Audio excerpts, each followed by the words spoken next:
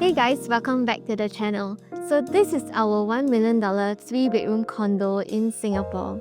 Here's the thing, we didn't just buy it to live in it, we turned it into a passive income machine that can bring in nearly $5,000 a month.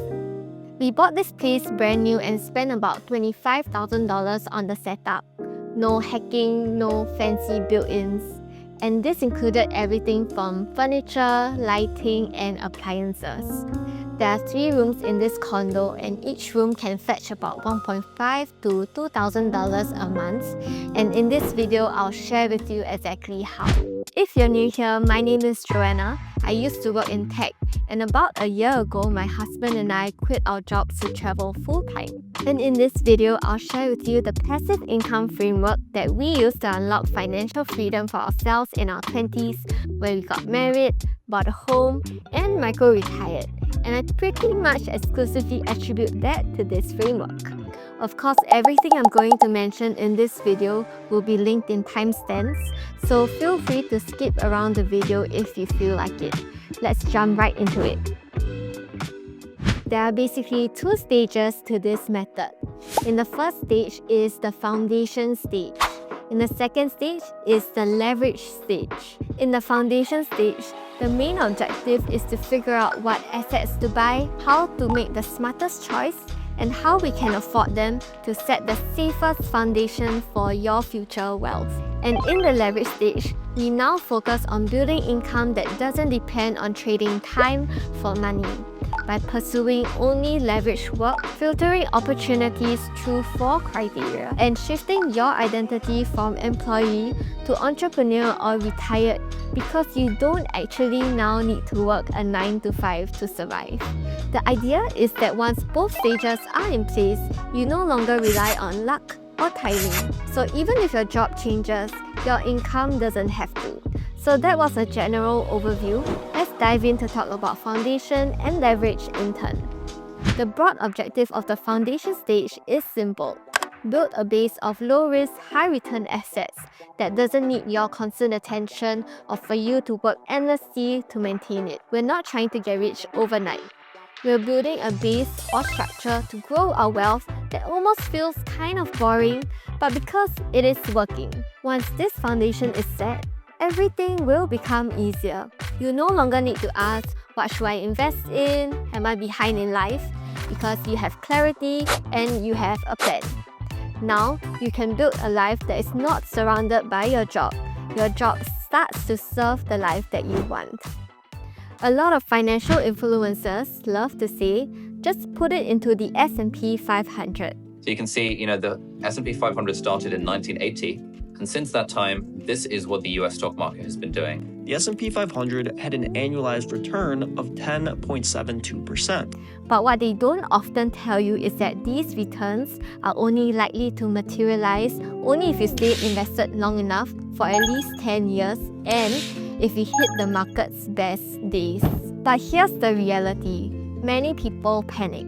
They buy high, sell low, and end up worse off than if they had just left their money in a savings account. If investing into an ETF like the S&P 500 is your strategy, ask yourself, if you're 25, are you really gonna wait till you're 35 to access your money? Or if you're 35, are you comfortable waiting till 45? Because otherwise, you are probably better off looking elsewhere. Here's something you don't hear very often, and it might go against what every personal finance YouTuber has told you. In Singapore, property, even a HDB flat, can be a far better vehicle for your money than the S&P 500 in terms of giving you higher returns and lower risk. Let me explain. If you put $100,000 into the S&P 500 and the market goes up by 10%, that's a $10,000 gain. Pretty straightforward. But if you use the same $100,000 as a down payment for a $500,000 HDB flat, and the flat appreciates by 4%, that's a $20,000 gain on the property. And that's a 20% return on your capital with just 4% market growth. So even if the property market is boring or slow, it's quietly outperforming because you're leveraging your capital at 5 times. And it's doing it in a really regulated and safe environment where you can even use CPF or government grants to help you get started. And yes, I know, stocks are more liquid, easier to buy and sell, but we're in Singapore. We are playing a different game. Property isn't just an investment here. It gives you a roof, a safety net, and if you play it right, a cash flow machine through rental. So no, I'm not saying don't invest in ETFs. There's a good time for that in stage 2, which we'll get into later. And that's why this home, the one that we are sitting in right now, was never just a home for us. It was our first step towards freedom. Quick disclaimer, it's probably beyond the scope of this video and my expertise to tell you exactly which property to buy. But I can share a simple 3-question framework that we found super helpful when evaluating big purchases, especially a home. The first question is, does this asset give me options in 5 to 10 years? Could I rent it out? Could I upgrade from it? Could I eventually pass it on? If the answer is no, if it locks up too much of your money or limits flexibility, then it might not be the right move. Second thing, is there a clear upside? I'm talking about rental income and appreciation potential. This doesn't mean asking your agent, got upside or not? It means looking at transaction data, nearby developments, and maybe even URA master plans. Something tangible and not just vibes. And third, this one is important. What is the worst case scenario? If interest rates go up, or if you lose your job, or if you decide to start a family and need more space, can you still hold on to this place without going broke? And that's what I call structure, upside, and downside protection. If an asset ticks all 3 boxes, it's a solid foundation. Because when things go wrong, and eventually something will, you don't want your wealth to be built on sand. You want it to be built on structure. The next big question, and probably the one that most people ask, is how do I even afford a home? And the honest answer is start from where you are and move up from there. That might mean starting off with a BTO. Honestly, not a bad place to start. It's subsidized, comes with low interest rates, and even gives you room to upgrade later on. Here's the key idea. Don't just save, earn aggressively.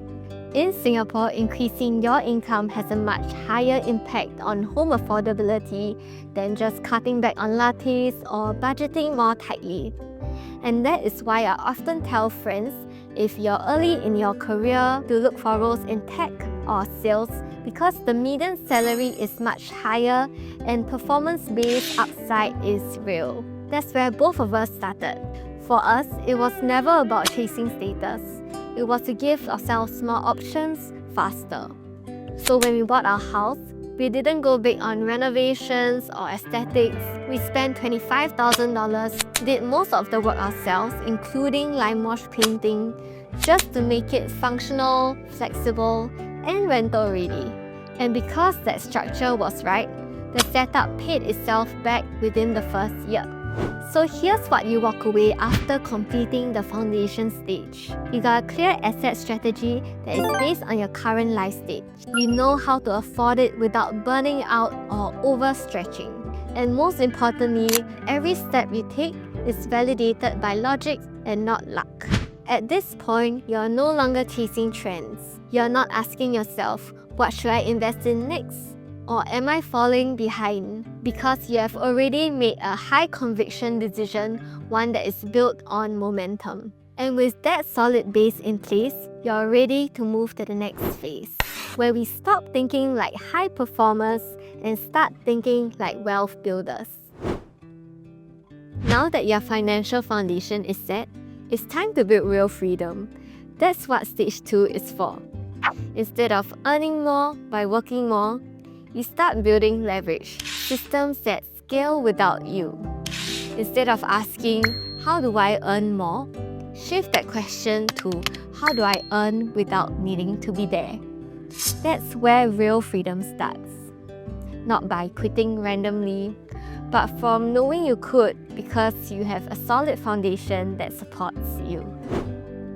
A while back, I was browsing in a bookstore and I came across this title, 10x is easier than 2x. And at first I thought, wait, that can't be right. Surely 10x is harder than 2x, right? But the more I thought about it, the more it made sense. Because if you want to grow by 2x, you can usually get there by putting in more hours, getting that promotion. That is why by the time most of us hits our mid-career, we have probably doubled our salary just by showing up and doing our job well. But 10x, that doesn't come from working harder. It comes from working differently. Because at that level, effort alone stops being the bottleneck. What really matters is structure and leverage. There are only 4 real ways that you can create leverage, and almost every wealthy person around us is using at least one of them. Let's be honest, most of us were raised to rely solely on labor. Get a job, work hard, move up, trade time for money. But you don't need to quit your job to start using capital. Or you don't need to quit your job to start creating content, like this YouTube video, to create scalable income. It doesn't happen overnight. It starts with a mindset shift that if this work doesn't truly scale beyond me, then it's not truly leverage and I'll never be free. Now, once you start exploring these avenues, you'll start getting ideas. Should I start a business? Should I buy a second property? Should I start a YouTube channel, a side hustle? But not all leverage is created equal. So before you go all in on anything, ask, is it uncapped? Is it predictable? Is it passive or scalable? Is it retrenchment proof? If it doesn't meet all 4 criteria, it's probably another job in disguise. Here's the key insight. Leverage isn't about chasing income. It's about creating independence from income you can't control. This last part is internal and often the most overlooked. It's learning to adopt the right identity. Even if you have structure, you can still sabotage yourself if your identity is wrong. Most of us were born to think like employees. Follow rules, play it safe, make no mistake, seek permission. But in order to build leveraged income, you have to start thinking like an entrepreneur. Solve problems, not just follow tasks. Take smart risks. Think in systems, not just hours. And own your outcomes. This doesn't mean that you have to quit your job, but it does mean that you have to start seeing yourself differently. The employee says, I earn more by putting in more work. The entrepreneur says, I earn more by building better systems. And it's this identity shift that gives us permission to act, to stop asking, am I allowed to do this? And to start asking, how can I build this to run without me? This home didn't just shelter us, it brought us freedom. It allowed us to quit our job, travel, and cover our living expenses while our property continues to appreciate. All because we followed a structure, built a foundation, add leverage. By the end of this stage, your relationship with income starts to change, where you stop thinking like a high performer and start thinking like a wealth builder. You don't just work for money, money starts to work for you. You don't rely on one stream, you create multiple, layered with safety nets. And most importantly, you stop living paycheck to paycheck, even if your paycheck is big. Because true freedom isn't about quitting your job, it's about having the option to without fear. This wasn't exactly easy for us because when we started, we didn't have a roadmap to follow, and a lot of things from this video came with a lot of trial and error. If you found this video helpful, feel free to give it a like or share with someone who might need to hear this. Or if you're feeling a little bit stuck, you just have that quiet sense that there is more to life than what you're experiencing right now, you might like this next video.